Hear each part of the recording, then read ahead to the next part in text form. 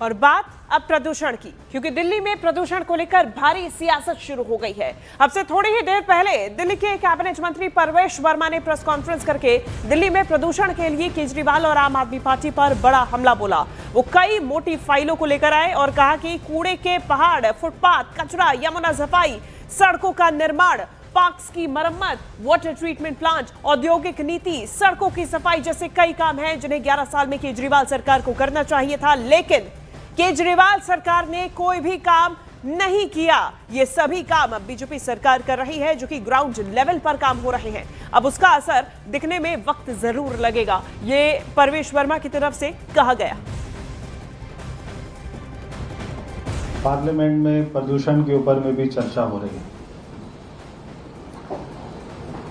ये जो आप सामने देख रहे हैं, ये वो सारे काम हैं जो पोल्यूशन से निजात दिलाने के लिए कोई भी सरकार को करने चाहिए। चाहे वो कूड़े के पहाड़, फुटपाथ का रिपेयर, ई कचरा, यमुना की सफाई, सड़कों की मरम्मत, पार्कों की मरम्मत, वाटर ट्रीटमेंट प्लांट,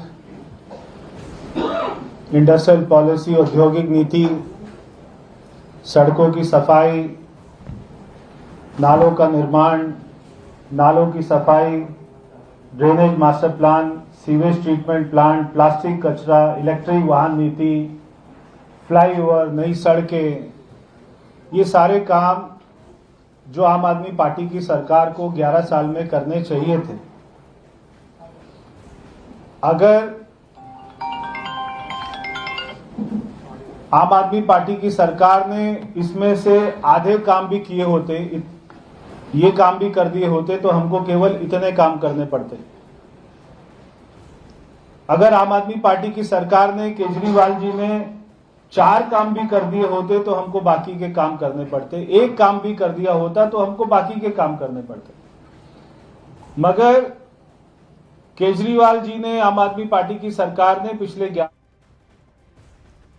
तो वहीं आज लोकसभा में दोपहर 2 बजे के करीब वायु प्रदूषण के मुद्दे पर चर्चा होगी। देखिए, पर्यावरण मंत्री भूपेंद्र यादव शाम 5 बजे इस पर जवाब देंगे।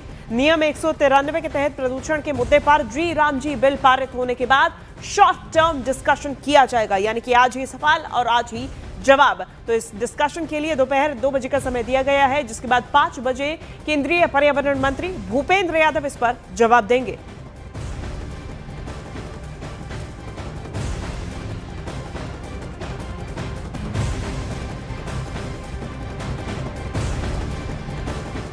और लोकसभा में चर्चा से पहले कांग्रेस और समाजवादी पार्टी ने बीजेपी पर अटैक किया है। क्या कहा है, आपको सुनवाते हैं। प्रदूषण और बढ़ेगा, कोहरे की धुएं की चादर और बढ़ेगी। अरावली की पहाड़ियां प्रदूषण को रोकती थी, वो सारी की सारी पहाड़ियां इन्होंने बंजर कर दी है, नंगी कर दी हैं और उन पे खनन कर रहे हैं, जिसकी वजह से एक प्रदूषण बड़ी समस्या के रूप में दिल्ली में है।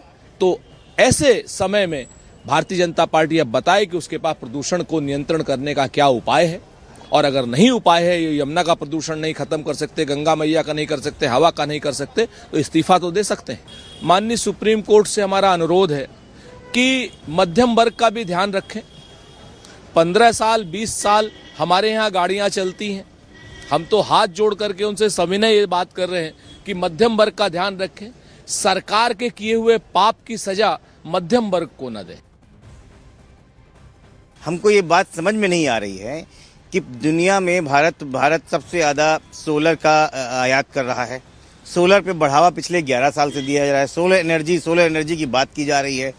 डीजल और की गाड़ियां बंद कर दी गई हैं दिल्ली में। इलेक्ट्रिक व्हीकल हम सबके पास आने लगे हैं, फिर प्रदूषण कहाँ से आ रहा है? इसका मतलब पूरी की पूरी जो कैबिनेट है वो उस लायक ही नहीं है कि पॉल्यूशन को कम कर सके। और दिल्ली की मुख्यमंत्री जो भाजपा की हैं, वो तो कहती हैं पॉल्यूशन को नापने का जो मीटर है वही चेंज कर दिया जाए।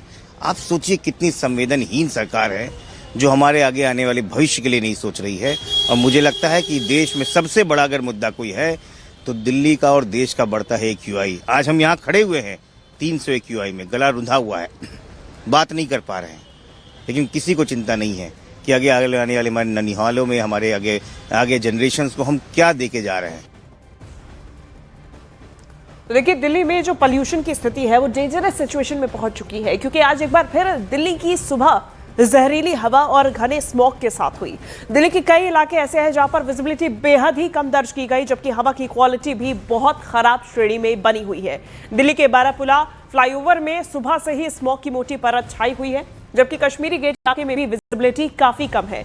दिल्ली और आसपास के इलाके धुंध की चादर और प्रदूषण से ढके हुए हैं। सेंट्रल पॉल्यूशन कंट्रोल बोर्ड यानी कि CPCB के मुताबिक दिल्ली का एयर क्वालिटी इंडेक्स बहुत खराब कैटेगरी में दर्ज किया गया, जो सेहत के लिए गंभीर खतरा माना जाता है। आज सुबह दिल्ली का औसत AQI 355 दर्ज किया गया, जो कि बहुत खराब श्रेणी में है। तो दिल्ली की आबो हवा में कोई भी सुधार नजर नहीं आ रहा है, और ये 4 और 8 तस्वीरें कुल मिला के आप देखिए, जहां पर अलग अलग इलाकों में स्मॉग देखा गया।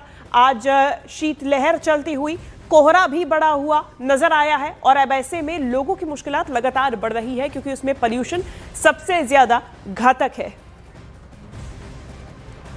हम ज्यादा जानकारी लेंगे, मेरे सहयोगी अलग अलग इलाकों से दिल्ली से हमारे साथ जुड़ गए हैं। जावेद मंसूरी हमारे साथ आनंद विहार से जुड़े हुए हैं, रचना उपाध्याय हमारे साथ दिल्ली नोएडा बॉर्डर से जुड़ी हुई हैं, और रोहित हमारे साथ गाजीपुर बॉर्डर से जुड़ गए हैं। सबसे पहले मैं रुक करूंगी रचना आपका ही, दिल्ली नोएडा बॉर्डर पर इस वक्त क्या स्थिति बनी हुई है, विजिबिलिटी कितनी है, साथ ही साथ में अभी औसत AQI क्या दर्ज किया जा रहा है?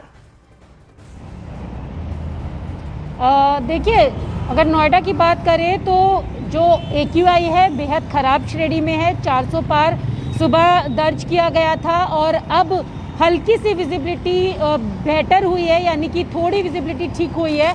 इस वक्त मैं आपको दिखा दूं, वरना पहले सुबह 10 बजे तक तो विजिबिलिटी बेहद ज़्यादा कम थी, और यहाँ पर जिस तरीके से लगातार जो गाड़ियाँ हैं उनकी चेकिंग भी की जा रही है, क्योंकि दिल्ली में अब सिर्फ BS6 गाड़ियों को ही प्रवेश मिलेगा, और इसके साथ ही नो PUC तो नो फ्यूल। अगर आपके पास PUC नहीं है तो आपको फ्यूल नहीं मिलेगा।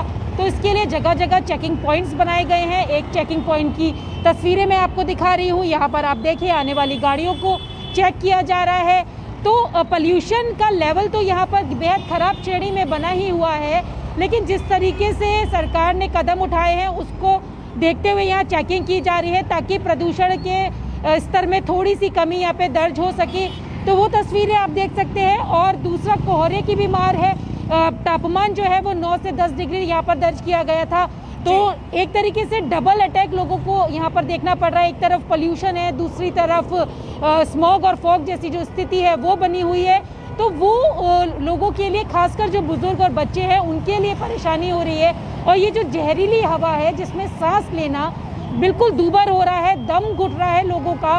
तो ऐसे में सरकार जिस तरीके से कदम उठा रही है उसको पूरी तरीके से लागू किया जाए। तो वो तस्वीर मैं आपको दिखा रही हूँ यहाँ पर, कि लोग जो आ रहे हैं अपनी गाड़ियाँ लेके, उनको चेक करके ही आगे भेजा जा रहा है। ट्रैफिक पुलिस सुबह से ही यहाँ पर चेकिंग पॉइंट पर हर एक गाड़ी को चेक कर रही है, और अभी तक 125 गाड़ियाँ ऐसी हैं जिनको वापस लौटाया गया है, यानी कि वो BS6 नहीं थी, उन लोगों को पता नहीं था कि दिल्ली में प्रवेश नहीं मिलेगा, तो उन गाड़ियों को यहाँ से वापस लौटा दिया गया है।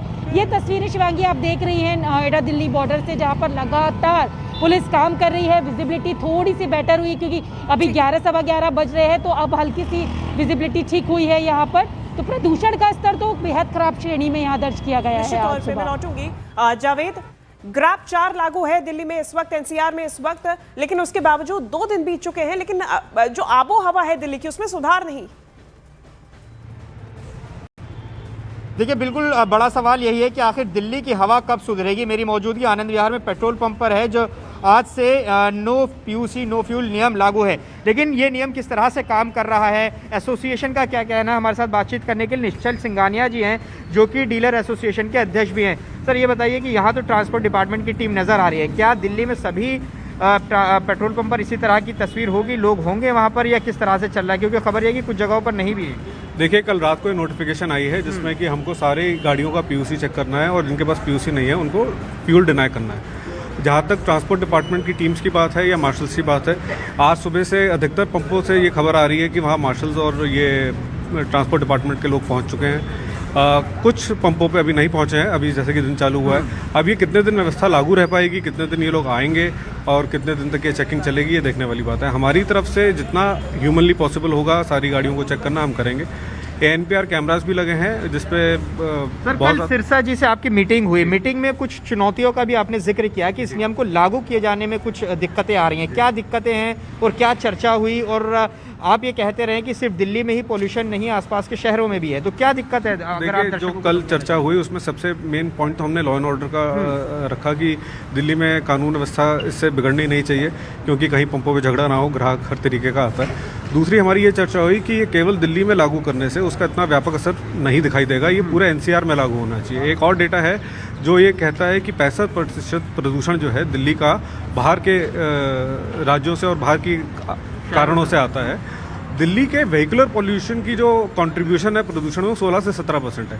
तो हम 16 से 17% पे तो कॉन्सेंट्रेट कर रहे हैं, लेकिन बाकी 84% पे शायद उतना ध्यान नहीं जा रहा है। और अगर ये एनसीआर में लागू नहीं हुआ तो मेरे को नहीं लगता बहुत ज़्यादा सक्सेस मिल पाएगी। इसलिए CAQM से ये कि जैसे हम आनंद विहार में इस पेट्रोल पंप पर खड़े, यहाँ से डिनाई हो जाएगा तो अब बगल में गाजियाबाद जाके बिल्कुल गाजियाबाद, गुड़गांव, फरीदाबाद, नोएडा, ये सारे टाउन्स में वहाँ पे एप्लीकेबल नहीं है। बिल्कुल, देखिए तकनीकी पहलू बिल्कुल। और इसी प्रकार से देखिए ये जो पहलू हैं इसको देखते हुए भी कई निर्णय लिए गए हैं। मैं लौटूंगी जावेद, हमारे साथ रोहित भी लगातार बने हुए हैं। रोहित, अब तो इस पे सियासत भी शुरू हो गई है। उत्तर प्रदेश तक आरोप लगाए जा रहे हैं, लखनऊ तक आरोप लगाए जा रहे हैं कि दिल्ली का जो पॉल्यूशन है वो वहां तक पहुंच रहा है, लेकिन इस वक्त गाजीपुर बॉर्डर पे क्या स्थिति? जी बिल्कुल, अगर बात करें दिल्ली एनसीआर में जो पोल्यूशन है वह लगातार बढ़ता जा रहा है। इसी के तहत दिल्ली सरकार ने जो नए नियम लागू किए हैं कि BS6 के वाहन ही दिल्ली में एंट्री करेंगे, BS3, BS4 उनकी अनुमति अब दिल्ली में नहीं होगी। इस वक्त मेरी मौजूदगी दिल्ली गाजीपुर यूपी गेट पर है। जो यूपी से वाहन दिल्ली की ओर प्रवेश करते हैं उसको लेकर जो दिल्ली पुलिस है वह सुबह से ही मुस्तैद है और चेकिंग वाहनों की कि पुराने जो वाहन है वे दिल्ली में प्रवेश ना कर सके। कई ऐसे वाहन है जिन्हें लौटाया भी गया है। तस्वीरों में आप देख सकते हैं, हम जानकारी लेने की कोशिश भी करेंगे कि किस तरह इन वाहनों की चेकिंग की जा रही है जो दिल्ली में। सर, किस तरह का ये आदेश है, किस तरह की चेकिंग की जा रही है? यूपी से वाहन आ रहे हैं, यूपी गेट की तरफ से, तो यूपी गेट से जो वाहन आ रहे हैं B6 वाहन अलाउड है, और जो डीजल का कोई वाहन अलाउड नहीं।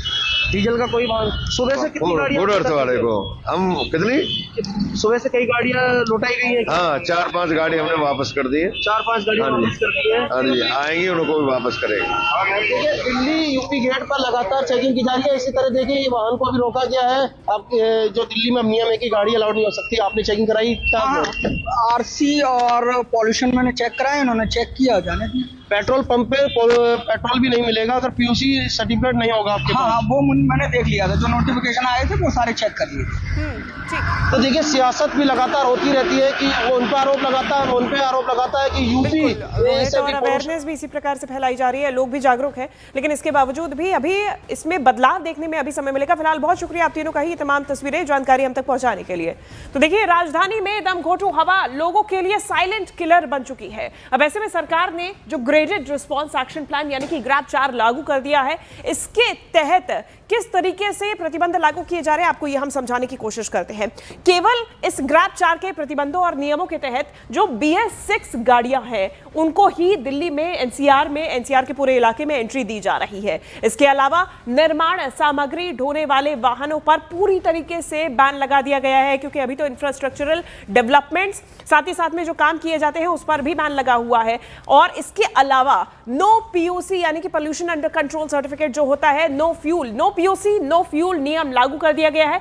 बिना PUC के आपको अब पेट्रोल, डीजल, CNG कुछ भी नहीं मिलेगा यदि आपकी गाड़ी का PUC नहीं है तो। इसके अलावा जांच के लिए 580 पुलिस कर्मियों की तैनाती की गई है अलग अलग बॉर्डर्स पे, दिल्ली NCR के अलग अलग इलाकों में इन पुलिस कर्मियों की तैनाती की गई है ये जांचने के लिए कि आपका जो वाहन है, उसका जो इंजन है वो BS6 कैटेगरी है या फिर नहीं है। यदि BS4 या फिर उसके नीचे का है तो फिर उसे लौटा दिया जा रहा है। 126 चेक पॉइंट्स बनाए गए हैं दिल्ली NCR में।